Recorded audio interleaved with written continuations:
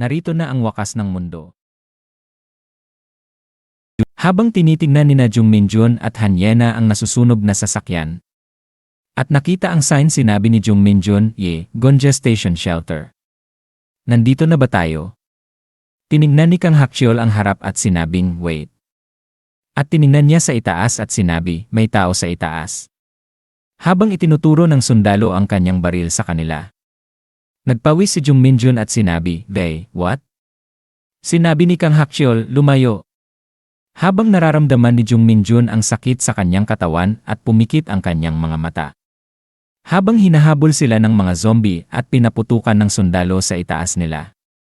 Sinabi ni Jung Minjun, infected sila. Habang sumisigaw sa sakit ang mga zombie, Sinabi ni Kang Hakcheol, higit pa ang magtitipon pagkatapos marinig ang mga putok. Tumakas tayo doon sa ngayon. Sinabi ni Jung Minjun, Habang tumatakbo sila sa alley. Makalipas ang ilang sandali habang lumulubog ang araw. Sinabi ni Jung Minjun, Hakcheol, dahil hindi naman ako atakehin ng mga yon, paano kung ikaw muna ang tumakas? Sinabi ni Kang Hakcheol, dahil nakarating na tayo sa ganito, hanapin natin ng magkasama ang shelter entrance. Makalipas ang ilang sandali. Sinabi ni Kang Hakcheol, what patay na daan ba ito? Huwag mong sabihing malapit na ito sa shelter entrance, Habang sinugod ng mga zombie patungo sa kanila at sinabi, Graa. Habang lumingon si Kang Hakcheol sa likod. Itinuro niya ang kanyang silenced rifle sa papalapit na zombie. At pinaputukan niya ito at sinabi ito sa sakit, Bumukas ang gate at sinabi ni Do Heon, pasok dito.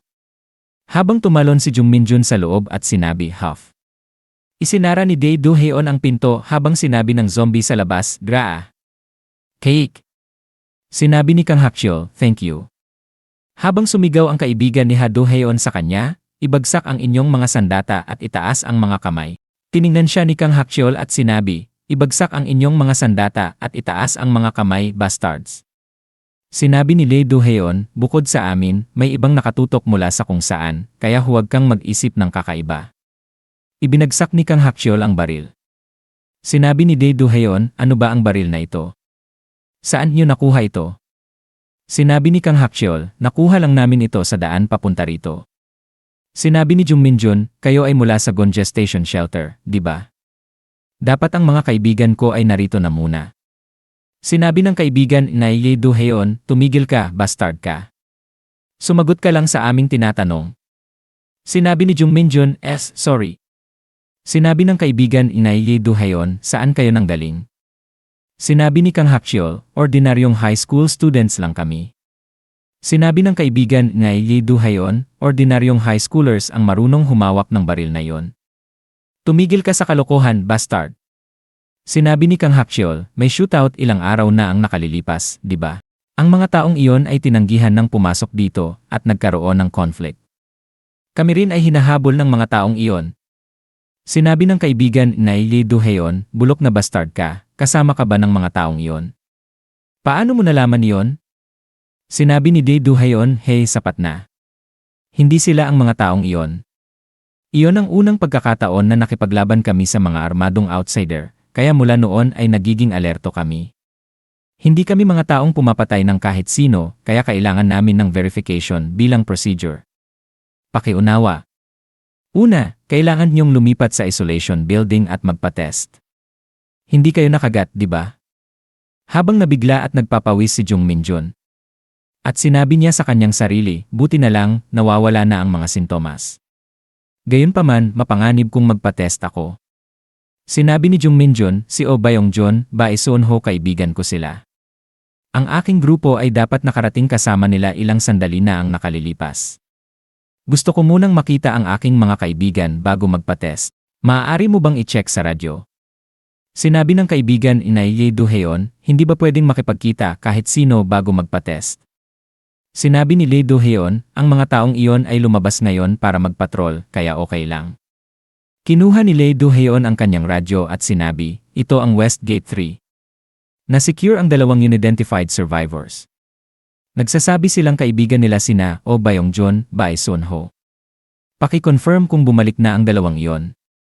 Sa kabilang radyo sinabi ng isang lalaki, checking. Sinabi ni Dae Do-hyeon, maghintay ng ilang sandali. Makakakuha tayo ng sagot sa lalong madaling panahon. Habang nagpapawis si Jung Min-jun. Makalipas ang ilang sandali. Sinabi ang radyo, ito ang situation control room. Si Bae Soon-ho ay confirmed na bumalik. Si Oh Byung-jun ay hindi bumalik. Additional survivors, isang babae, isang bata. Nabigla at nalito si Jung Min-jun habang sinasabi sa kanyang sarili, hindi bumalik. At sinabi, Dae, ano ang ibig sabihin niyan? Ang inyong mga tao ay tiyak na pumunta at lahat ng aming mga miyembro ng grupo ay sumakay sa isang sasakyan ng magkasama. And dapat may 2 babae sa mga additional survivors. Patuloy na sinabi ng radyo, according to the field report. One of the female survivors na nakita doon ay nagsabi na mananatili siya para hanapin ang kanyang mga kaibigan. Sinabi ni Jung Min-jun, ano? Sinabi ng radyo, si Oh Byung-jun ay sinabing kasama ang babaeng survivor na yon. First, take those people to the isolation building. Sinabi ni Ha Do-hyeon, yes, understood. Sinabi ni Jung Min-jun, yay, teka lang. Ang kaibigan na nanatili doon, maaari mo bang i-confirm kung ang pangalan niya ay Han Yena? Sinabi ni Kang Hakcheol, it's definitely Yena. Walang ibang babaeng survivor na naghahanap sa amin maliban kay Yena. Mukhang si Oh Byung-jun ay kasama ni Yena doon. Sinabi ni Dae Do-hyeon, maaari ninyong ibaba ang inyong mga kamay ngayon. Sinabi ni Jung Min-jun sa kanyang sarili habang nagpapawis, putya. Sinabi ni Jung Min-jun, excuse me. Sa palagay ko kailangan kong bumalik doon. Ang taong hinihintay ng kaibigan na yon ay kami. Sinabi ni Dae Do-hyeon, o talaga? Then you don't need to go. Padadalhan namin ng mga tao para dalhin sila pabalik, kaya huwag kang mag-alala. At gumagabi na, kaya mapanganib. According to our rules, maliban sa mga patrol team, walang lumalabas pagkatapos ng 6 na oras ng gabi. Kapag pumasok ka na sa aming zone, hindi ka na makakaalis kung gusto mo. Una, pumunta sa hospital sa aming isolation building at magpa-test para sa infection, at dumaan sa health checkups at maraming procedures. Tumayo si Jung Min-jun at sinabi, Sinabi ni Dae Do-hyeon, ang kaibigan mong si Bae Soon-ho ay pupunta rin doon, kaya puntahan natin siya. Sinabi ni Kang Hakcheol, ako ang magsuporta sa'yo. Sinabi ni Jung Min-jun, okay lang. Maaari akong lumakad ng dahan-dahan. Habang naglalakad sinabi ni Jung Min-jun, then, nasaan ang 2 mula sa aming grupo na dumating muna? Sinabi ni Dae Do-hyeon, isang babae, isang bata, di ba? Dapat sila ay nasa isolation room ngayon. Sinabi ni Kang Hakcheol, napakalaki ng lugar na ito. Sinabi ni Dae Do-hyeon, nagsimula ito sa main hall ng Gonje Station. Habang nagtitipon ang mga survivors, nagtayo kami ng shelter. Pagkatapos noon, maging ang mga stragglers mula sa military units ay sumali, at ang bilang ng mga survivors ay tumaas ng malaki. Kaya sinakop namin ang mga kalapit na gusali, at ngayon ay pinalawak na namin ang zone ng 100 metro sa paligid ng Gonje Station headquarters. Hanggang sa outer gate na ito kung nasaan tayo ngayon ay ang shelter zone, at tulad ng makikita ninyo, nagtayo kami ng maraming barricades at fences sa loob para sa masusing seguridad. Tiningnan ang mga sign na yon, dapat may infected sa loob ng zone na ito. Habang sinabi ng Peder, beware of zombies, entry prohibited. Sinabi ni Dae Do-hyeon, hindi namin nasakop ang lahat ng gusali sa zone, kaya may natitirang infected sa mga gusali na hindi namin na-secure. Tingnan ang office building na yon doon. Nagtatrabaho kami sa pagsakop din doon. Mahirap na alisin ang lahat ng infected sa loob, pero kahit ang pagsakop lang ng safe floors ay makakapag-accommodate ng maraming survivors pa. Sinabi ni Kang Hakcheol, amazing kailan kayo nakarating sa ganito. Habang nagpapawis si Jung Min-jun. Sinabi ni Jung Min-jun sa kanyang sarili, testing. Kinakabahan ako. Makalipas ang ilang sandali. Sinabi ni Dae Yena, ang bat ni Jung Min-jun. Tapos siya ay tumalon mula sa gusaling iyon papunta dito. Tiyak na buhay siya. Ang usok. Ang amoy ni Min-jun ay pumapasok at lumalabas. Pero bakit niya iniwan ang kanyang bat? Nakalimutan ba niya? Sinabi ni Oh Byung-jun, hey. Baka kumalat ang apoy patungo sa gusaling ito rin. Bilisan natin ang pagtaka sinabi ni Dae Yena, hey, pig. Sinabi ni Oh Byung-jun, ha? Sinabi ni Dae Yena, sinabi ko sa'yo na iwan mo ako. Bakit ka bumalik? Sinabi kong kaya kong hanapin sila mag-isa. Sinabi ni Oh Byung-jun, habang kinukuha ni Han Yena ang bat. Namula at nagpawis si Oh Byung-jun habang sinasabi, pero still. I can't leave you alone, besides, nakuha ko ang baril mula sa grupo na yon kanina so. Don't worry. Lumingon si Dim Yena at sinabi, really worried? Alam mo ba kung paano gumamit ng baril? Sinabi ni Oh Byung-jun, kide, that. Haha. Nagpractice ako ng essay, shooting once or twice. Sinabi ni Dim Yena, I see. Pero bakit ang lalaking ito ay nanginginig ng sobra? Wala akong kailangan maliban kay Jung Min-jun o Kang Hak-cheol. Kaya kong mabuhay mag-isa. Sinabi ni Oh Byung-jun sa kanyang sarili, putya. Ang kanyang personality ay still awful. Si Han Yena na ito ay naging favorable kay Jung Min-jun? Ano ba ang nangyari kina Jung Min-jun at sa kanya? Sinabi ni Dim Yena, ikaw ay isang disgusting, pig-smelling loser bastard, pero still salamat sa pag-aalala sa akin. Nabigla si Oh Byung-jun at sinabi sa kanyang sarili, Han Yena ay nagpasalamat sa akin. This definitely means she has feelings for me, sinabi ni Dim Yena. Akala mo ba sasabihin ko yon, loser bastard ka? Alam kong sinusubukan mong maglaro para maging mag-isa kasama ako, di ba? Sinabi ni Oh Byung-jun, what? No way. Sinabi ni Dim Yena, really, sinabi ko lang ang isang nice thing at nawala ng lubusan ang isip mo. Still, I'm glad to have someone like you next to me. Ayaw kong mag-isa. Sinabi ni Oh Byung-jun habang nag-init at nagpapawis habang namumula sa kanyang sarili, this girl what am I supposed to do? Alam niyang ako ay isang loser na hindi makakalaban sa mga magagandang babae at totally nilalaro niya ako. Sinabi ni Dim Yena, habang gumagalaw ang doorknob. Nabigla at nalito si Dim Yena. Sinabi ni Oh Byung-jun, Han Yena. Magtago. Habang patuloy na gumagalaw ang pinto. Nagtago si Dim Yena at Oh Byung-jun. Sinabi ni Dim Yena sa kanyang sarili, Jung Min-jun. O baka si Kang Hak-cheol. Kung hindi sila. Habang tinitingnan nila ang pinto. Makalipas ang ilang sandali. Sa checking area. Sinabi ni Jung Min-jun sa kanyang sarili, wow kahit na ito ay isolation building, may ilaw at mukhang peaceful. Dapat ang mom ay nasa safe place tulad nito. Sinabi ni Bae Sunho, John. Min-jun. Sinabi ni Jung Min-jun, Sunho. Ano ang nangyari kay Yena? Nagpadala kayo ng mga tao, di ba? Sinabi ni Bae Sunho, well. Nagpadala kami ng mga tao pabalik doon pero hindi namin makontak si Oh Byung-jun. Nabigla si Jung Min-jun habang sinasabi, ano? Sa nasusunog na gusali. Sinabi ang radyo, Oh Byung-jun, please respond. Habang lumulubog ang araw. Sa isolation room 2 sumigaw si Jung Min-jun, please let me go. I said I'll go find lay friends myself, so why are you stopping me? Ang dalawang tao na pinadala namin doon ay out of contact na rin. Tiyak na ginawa iyon ng mga taong iyon. Plus, napakahuli at mapanganib. Pagkatapos ng sunset, mas maraming infected sa mga kalye. Sinabi ng kaibigan na Ye Do-heon, kung determined siyang pumunta kahit mamatay, hayaan mo na lang siyang pumunta. Siya ay isang survivor na kakarating lang ngayon, kaya hindi siya isa sa aming mga tao. Kahit kagatin siya ng mga zombie, kunin ng mga taong iyon, siya ang magtatake ng responsibility. Sinabi ni Lee Do-heon, this is a bit confusing.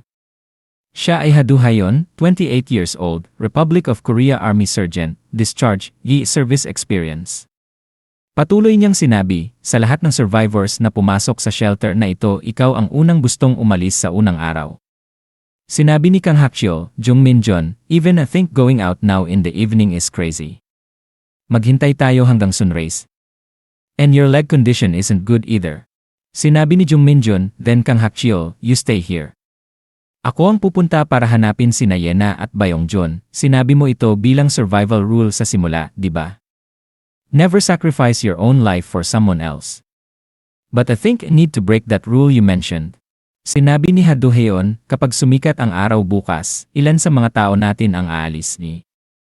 Kung gusto mo talagang umalis ngayon, hahayaan kitang umalis. Pero maghahanda ako ng kagamitan para sa'yo. Mas mabuting lumabas sa kanlurang labasan isa. Sinabi ni Seo Ha-jun, Min-jun Heung-i. Sinabi ni Haduhayon, dahil injured ang paa mo, hihiramin kita ng electric scooter. Fully charged ito, kaya walang problema sa paglipat. Tulad ng alam mo, ang paglipat gamit ang mga sasakyang may malakas na makina o scooter sa dilim ay baliw. Ang electric scooter ay mas mabuti kaysa sa paglakad habang nagtatago, saka kagamitan muna. Sinabi ni Jung Minjun, ilalagay ko sa bag ko.